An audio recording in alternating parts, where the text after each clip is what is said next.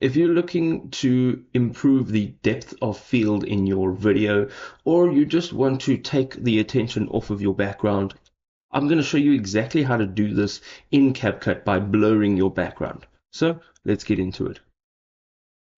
So we've got a video on our timeline over here. As you can see, the total duration is just over 10 seconds. And what we're going to do is we're going to make sure that this runner is on the extreme left-hand side. And you can do this by hitting the up arrow on your keyboard, and it'll actually just move it to the most previous point.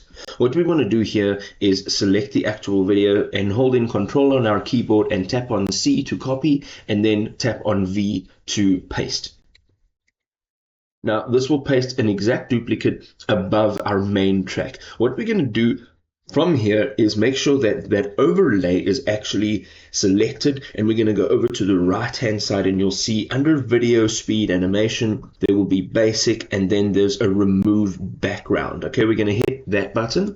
And this will take a few minutes to do, of course, because depending on how long your video is, it'll have to process what the background actually is. So all you need to do is tap on auto removal.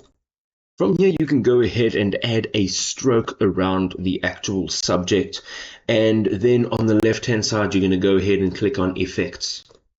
So there's a bunch of different effects that you can add onto this actual clip, but for now we're going to go into the top and tap on search for effects and type in blur.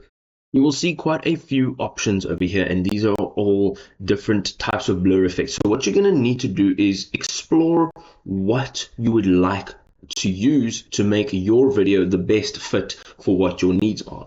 I always use the blur on the top left hand side. It's just a plain blur. So what you do is click down and drag it to your bottom clip. So this is the clip where our background is actually present. Now the reason we click down and drag it is so that the effect is not over all of the videos on our timeline, but it only actually embeds itself into the clip that we've dragged it on, and it takes effect, as you can see now. On the right hand side, you can actually adjust the intensity of the blur. So of course that doesn't look very good. We can go ahead and lower that. I think that looks good. It's making the subject stand out from the background. And there you go. Now you can go ahead and export your video, and you have an awesome blurred background which allows your subject to really pop. If this was helpful, drop us a like, share it with a friend. We'll see you next time, people. Happy creating. Peace out.